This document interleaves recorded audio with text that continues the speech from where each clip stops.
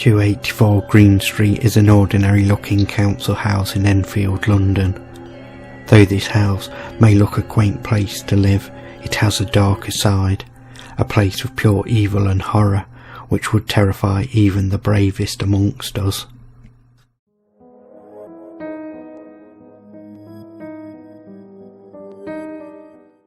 The Hodgson family had only been living at 284 Green Street for a few weeks before strange occurrences began. Knocking on walls and footsteps were heard, but this phenomenon was broadly ignored for a short time. Then things would take a turn for the worse.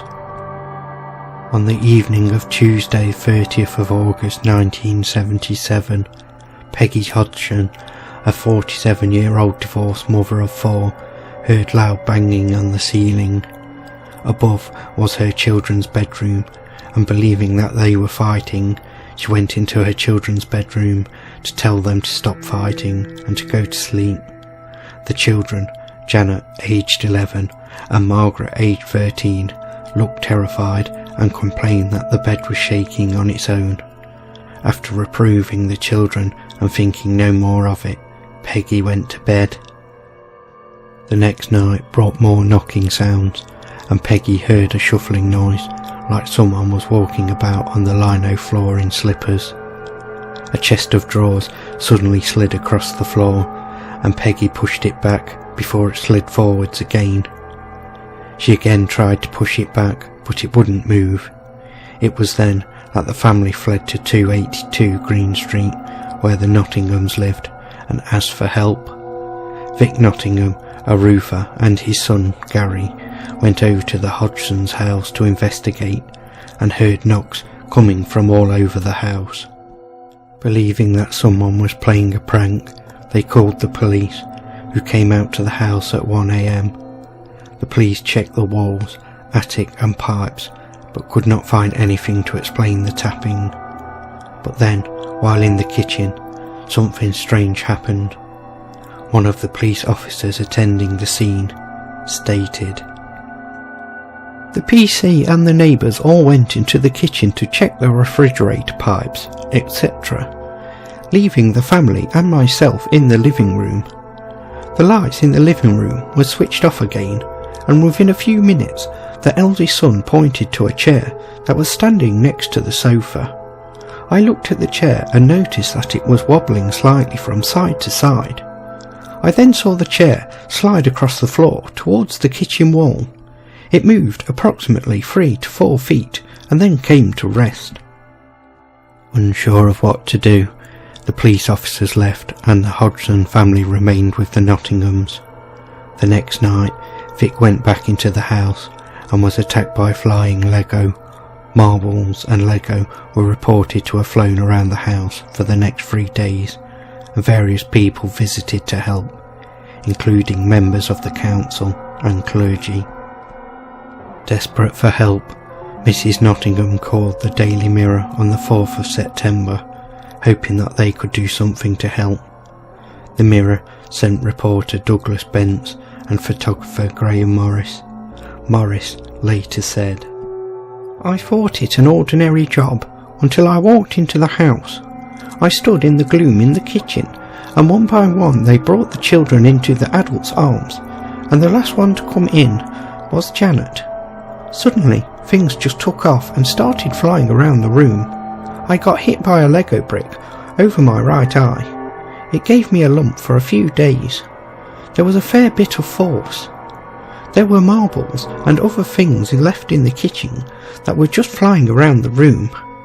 I was watching all of the family, and none of them was doing anything." Douglas and Graham reported back the phenomena to their senior reporter, George Fellows. Along with photographer David Thorpe, George visited the house. At first, Fellows believed that Peggy was playing tricks in order to get a new council house, but he soon realised that something serious was going on, and he stated, "Because of the emotional atmosphere at the house and in the neighbourhood, ranging from hysteria through terror to excitement and tension, it has been difficult to record satisfactory data. Nevertheless, I am satisfied the overall impression of our investigation is reasonably accurate. To the best of our ability, we have eliminated the possibility of total trickery, although we have been able to simulate most of the phenomena. In my opinion, this faking could only be done by an expert. Not knowing what else to do, Fallows suggested contacting the Society for Psychical Research. He was put in contact with Maurice Grosse, a relatively new member of the society, who had joined after the death of his daughter the year before. Grosse visited the house on the 5th of September, and his first impressions were thus. I found chaos. The whole family was congregated in the house together, with the neighbours next door, and there was a lot of very, very frightened people there. Maurice set to work straight away, and on Wednesday the 8th of September, at 1:15 in the morning, he heard a loud crash and rushed into the children's bedroom. The two sisters, Janet and Margaret, were still asleep, but a chair had flipped over and moved a metre across the room. This was enough to convince Maurice to stay and investigate further. Peggy appeared on a radio programme called Nightline on LBC, a London radio station, on the 10th of September. When Peggy arrived home after the show, she was greeted by the BBC's Ros Morris from the Radio 4 show, The World This Weekend. Ros joined Grosse in an all-night vigil and also witnessed some paranormal activity, stating, "After the girls went to bed, there was a very loud crash upstairs in their bedroom. Something chucked the chair across the room. I'm convinced of that." Grosse also saw flying marbles, jumping teaspoons and boxes, and a sofa that rose into the air and crashed down on the floor upside down. Grosse was among several people to witness these events. Other witnesses included the reporters and the next-door neighbours. Grosse and the photographer rigged up a camera that took photos when triggered and managed to capture Janet being thrown from her bed. Realising that he was out of his depth, Grosse asked the SPR for help investigating the poltergeist. Guy Playfair accepted the request and arrived at the house on the 12th of September. On Sunday the 25th of September, the family was chased out of the house and sought refuge with Peggy's brother who lived close by. While his wife Sylvia made some tea, a Lego brick appeared in front of her and dropped onto the table. It was then that the family realised that the entity could follow them out of the house.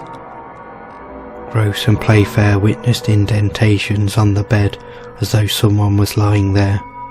They quickly came to a theory that the spirit was a 4-year-old child who had been smothered with a pillow by her father, may be responsible for the incidents.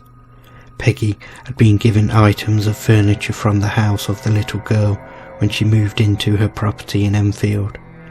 Peggy made sure to throw out any furniture belonging to the little girl's former house, but the activity continued.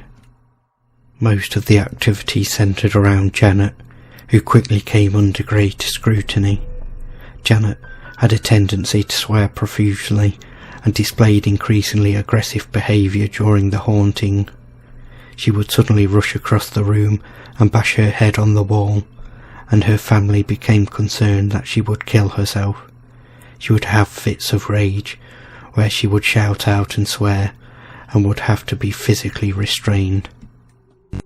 Apparitions started to appear, and a neighbour saw a light about a foot tall burning in the Hodgson's window before fading away. Another neighbour and Peggy saw the same elderly woman in different windows, independently of each other. Janet's brother Johnny saw an old man with big teeth staring at him. In all, it is believed that around 15 different people saw some kind of supernatural entity during the haunting. Peggy begged the council to rehouse them, but they refused and instead agreed to send them away for a week-long break during half-term. They went to Clacton-on-Sea, and the only incident that occurred there was the sound of a dog barking from Janet's bed. On the 5th of November, when the Hodgsons returned from their holiday, Grosse decided to communicate with the spirit using raps, 1 for no and 2 for yes. His questions were: Are you a male spirit? Did you used to live in this house? Was it more than 50 years ago? Did you die in this house? Are you unhappy? Why are you here? Is it because you want to give us a special message? Are you having a game with me? The spirit then threw a cardboard box and pillow at Maurice Grosse's face. The group challenged the entity to speak, and, after some whistles and barking, a gruff voice calling himself Joe Watson began to speak. However, the next night the voice said his name was Bill Wilkins, and on Tuesday the 13th of December, Maurice Grosse's son Richard, who was a newly qualified solicitor, helped his father interrogate the presence. The spirit responded with bangings in response to the questions, but a man's voice was soon heard coming from somewhere behind Janet's neck. The voice identified itself as Bill Wilkins, who had died in the house at the age of 72. Richard asked him how he died, and he said, "I went blind. I had a hemorrhage. I fell asleep and I died in a chair, in the corner, downstairs." Bill's son Terry later confirmed that this was indeed how his father had died. When Playfair asked why he wasn't visible, Bill said, "I'm invisible because I'm a ghost." To rule out the possibility of Janet faking the voice, Grosse taped her mouth, but the voice continued. He then asked Janet to hold water in her mouth, which she did, and the voice could still be heard. Grosse recorded hours of the voice by using a contact microphone placed on the back of Janet's head. A speech therapist who examined Janet said that he couldn't be certain where the voice was coming from, though it bore some resemblance to a false vocal cord tone. Over a period of 18 months, more than 30 people, including the Hodgsons' neighbours, paranormal investigators and journalists, said they variously saw heavy furniture moving on its own, objects being thrown across the room, and the sisters seemingly to levitate several feet off the ground. Many also heard and recorded knocking noises and a gruff voice. Other paranormal investigators who studied the case included American demonologists Ed and Lorraine Warren, who visited the Enfield house in 1978 and were convinced that the events had a supernatural explanation. But others were more sceptical and pointed out that Janet was detected in trickery. A video camera in an adjoining room caught her bending spoons and attempting to bend an iron bar, and Grosse had observed Janet banging a broom handle on the ceiling and hiding his tape recorder. According to Playfair, one of Janet's voices, who she called Bill, displayed a habit of suddenly changing topic. It was a habit Janet also had. When Janet and Margaret admitted pranking to journalists, Grosse and Playfair compelled the girls to retract their confessions.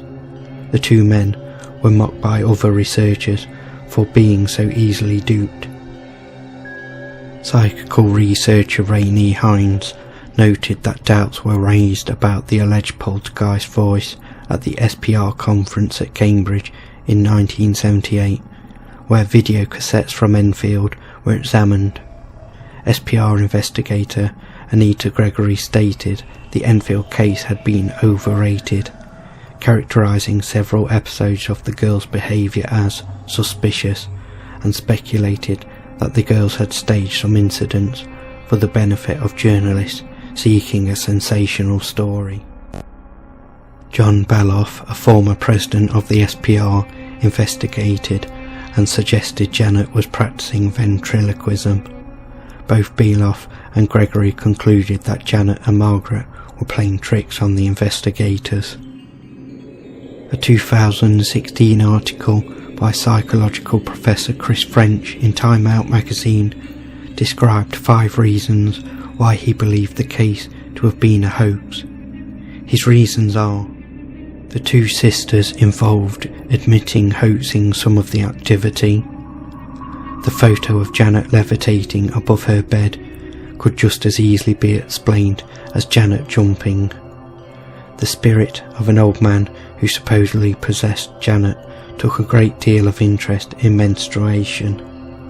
Eyewitnesses are notoriously unreliable. And finally, other schoolgirl pranks before and after have gotten out of hand. The case attracted press coverage in British newspapers and has been mentioned in books, featured in television and radio documentaries, and dramatised in the 2016 horror film The Conjuring 2, and will likely attract interest for many years to come. The truth will be debated and may never be known with any certainty, but ultimately it comes down to, do you believe?